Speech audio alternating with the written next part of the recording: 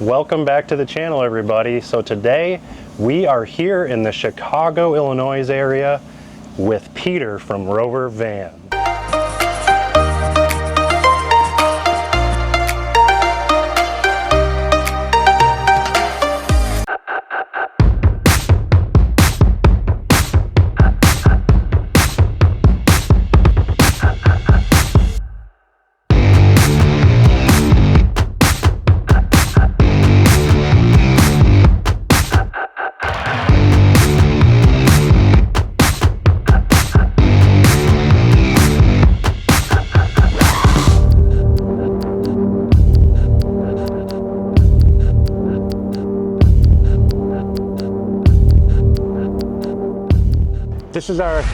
This is Sprinter 144, and this is our signature brand new bed system that we featured at several shows.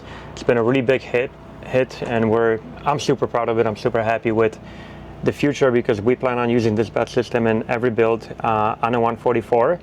We have a 170 version, and we also have a Transit 148 and 140 extended versions. A lot of people, a lot of builders typically will have a bed system in the back where you have a garage, and in the garage you can store bikes, you can store whatever water kind of equipment.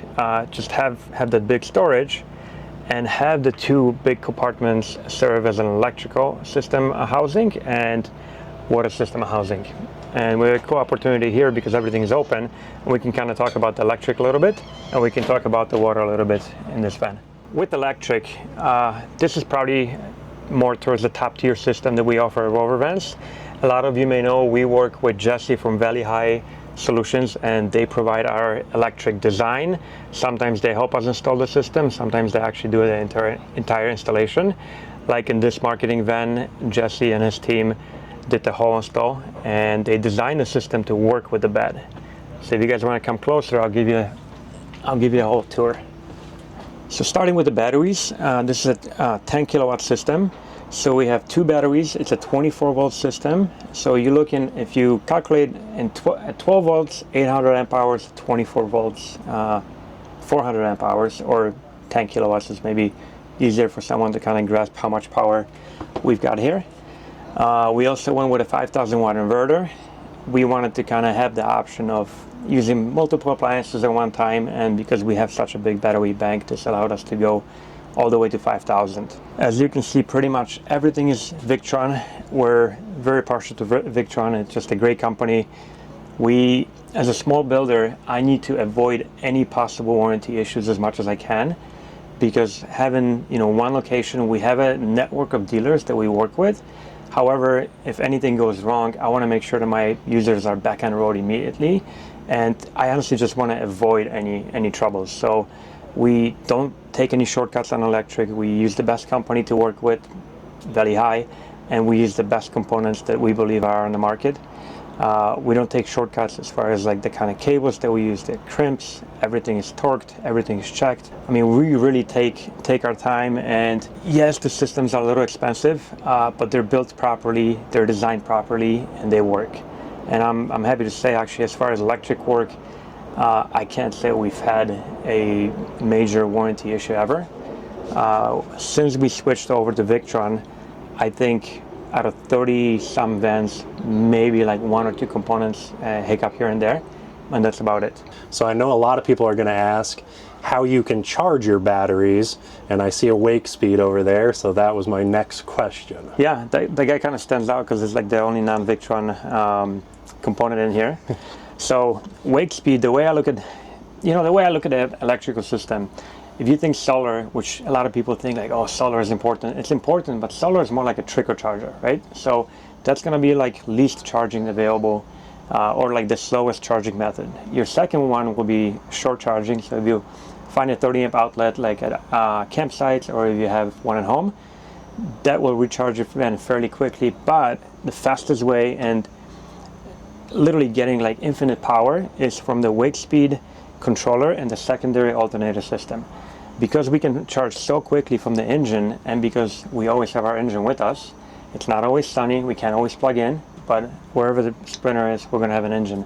You can just turn it on, and in a matter of hours your system is back on to full capacity. So very cool option.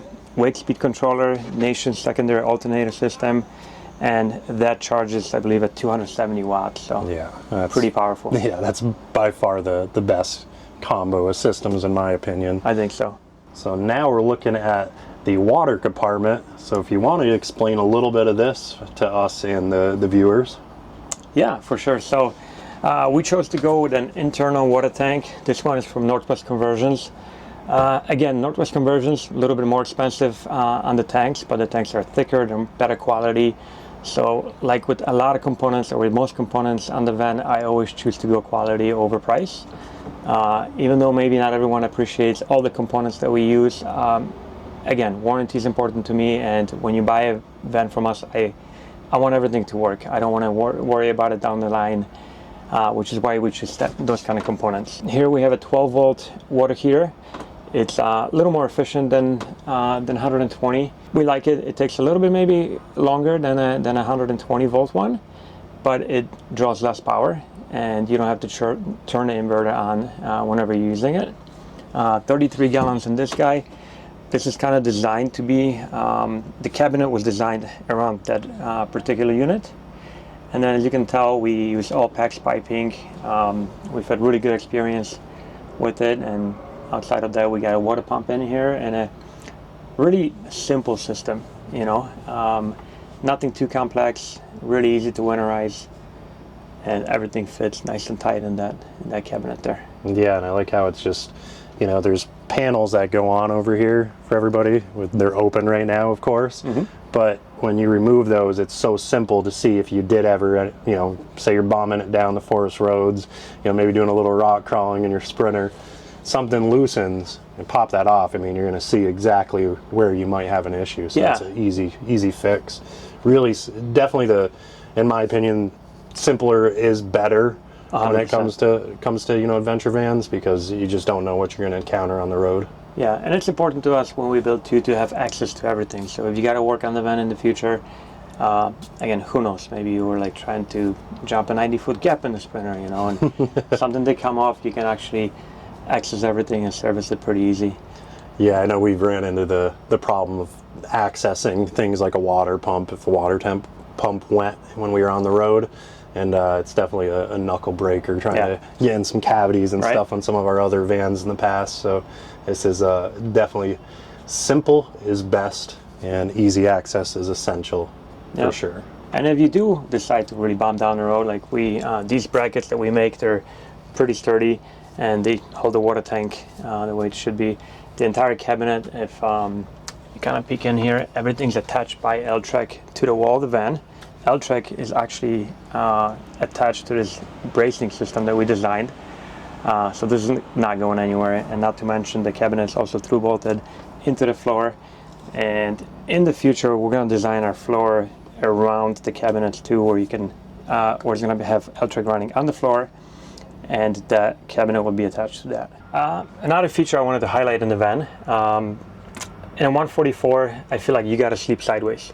So today on the market, you can choose different extension systems, if you will. Flare Space is probably the most popular one. Recently, Vanspeed kind of came on the market with their capsule.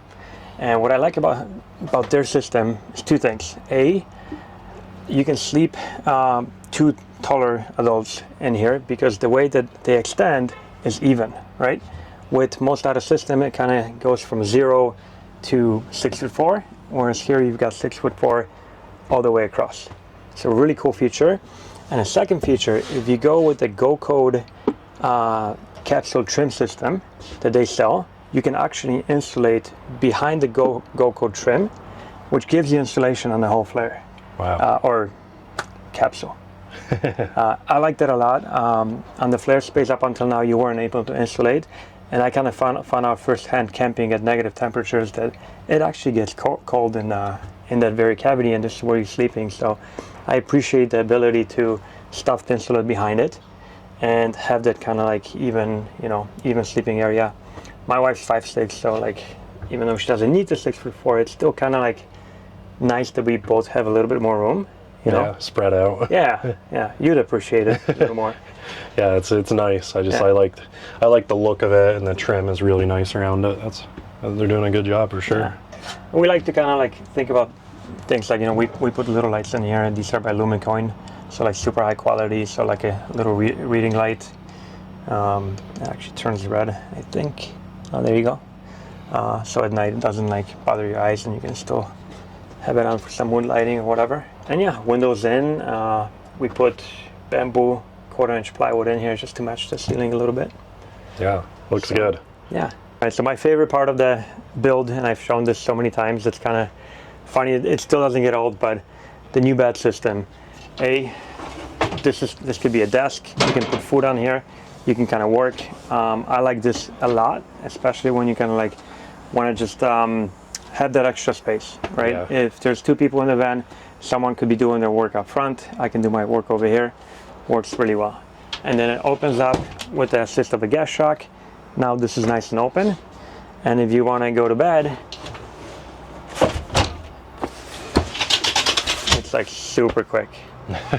That was the quickest I've ever seen a bed made in a van. It just, yep, so going back up, and you're done. That is handy. Yeah.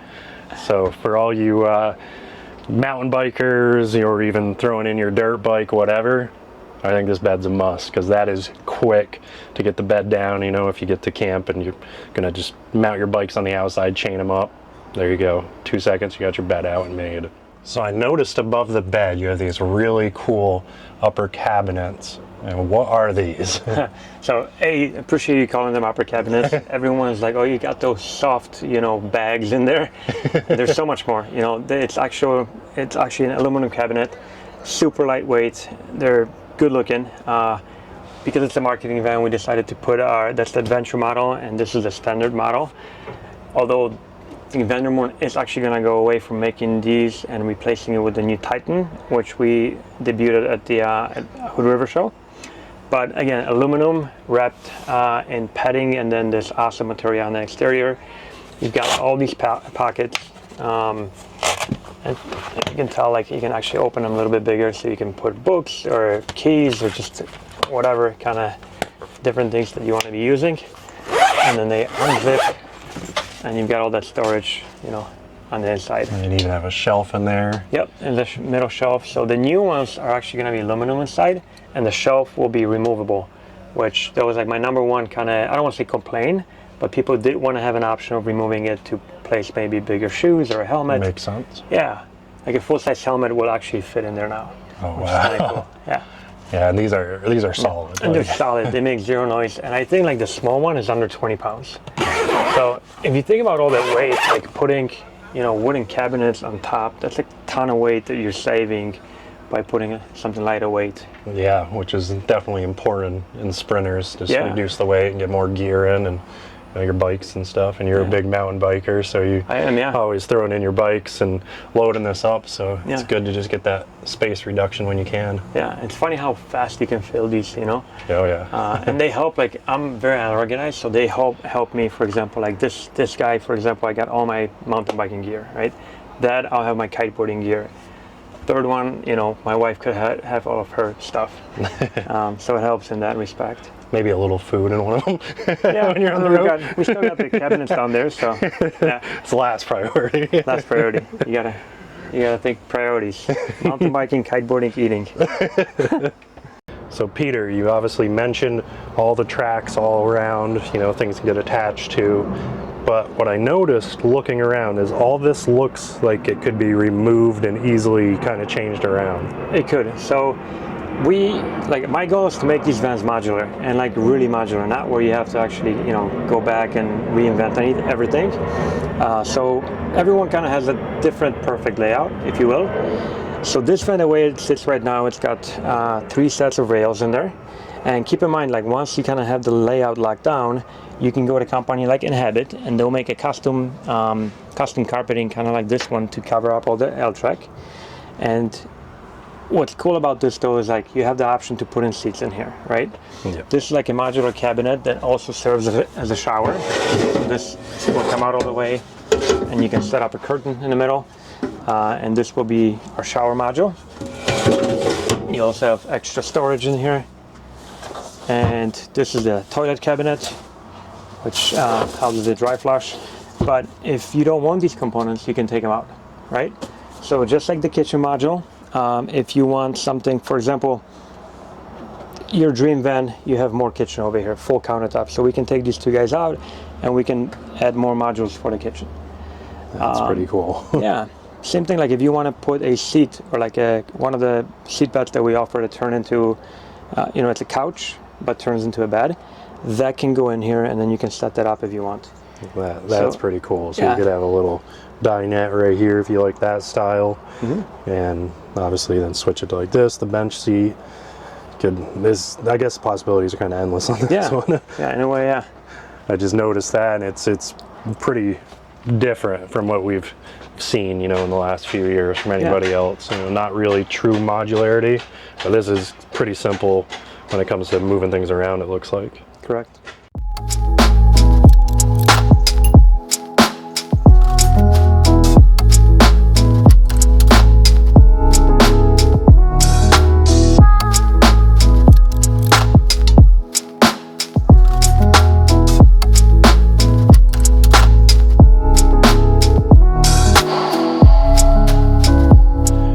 This was an interesting perspective that a lot of people don't get to see, is what's behind the walls, underneath, insulation, the electrical. So I'll let Peter explain what they do here at Rover. Yeah, this is actually a cool opportunity that you guys can kind of see some behind the wall stuff, right? Let's see, where do we start? Let's start with the floor, because the finishing piece is not on here. So if you zoom in here, you're going to see the flooring on here is insulated. And this is an actual flooring system that we glue in. So we use special adhesive. It's a special Sikaflex that we use the adhesive to glue the floor in. And so there's no through bolting whatsoever on here. And that helps with rust. Some builders will just go to town. They're gonna put 100, bolts in there and then, maybe just spray something and call it a day. The ability to glue in the floor, there's so many benefits. Like nothing will rust, right? You're not actually going through the floor. And this system, it's actually in Europe, it's crash tested and it's DOT approved in the US as well. And it's actually almost as strong as welding. And you have that adhesion all over. So the whole flooring system is designed, it's tested and approved for these vans. And then you can attach different kind of seats to it. But what's unique is the insulation. So these systems are actually insulated.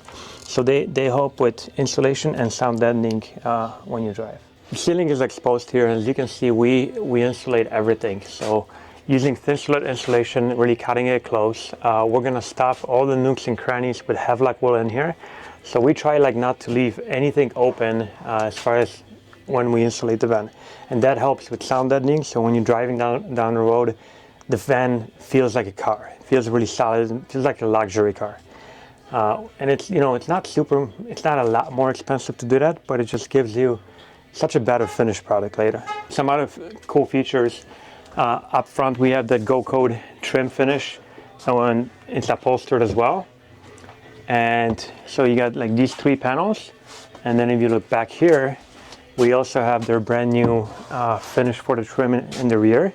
So it just gives you a professional finish look on everything. You can see we run L-Track here, and all the L-Track is fastened to this reinforcement system that we have on here. So this is super strong reinforcement metal, and together it provides a great foundation for hanging upper cabinets or moon boxes or whatever else you need to install there. And we also use reinforcement brackets in here and up front, and they kind of serve 2 things. They will even out the wall, so now you have a straight wall. And then if you choose to run L-Track over here, you could again attach a bed system or anything else, and it's properly reinforced. So you probably noticed the abundance of wires sticking out of the wall. So this is where our bed system electrical enclosure part will go. So it's ready for all the wiring from the van. It's already kind of in one spot. You can see this is Anchor Marine high quality wires. We like using them. We haven't switched over to a one wire harness yet. We're still kind of running our wiring custom every time.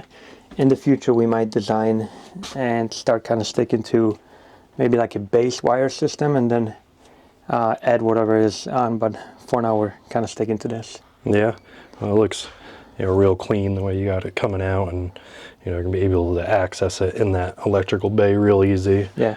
So if you guys think back to the Mercedes Sprinter that we just showed you, you remember you had that electrical cabinet right here. So this is all ran, ready to go and start getting tied in so you can get this beast powered up. So we hope you guys enjoyed checking out Rover Vans and all that the team here has to offer. We are thoroughly impressed with all the van accessories that his team's making for the ProMaster chassis, the Transit, and of course the Sprinter. But really, those gems that I call custom vans were pretty impressive. I think you guys would probably all agree.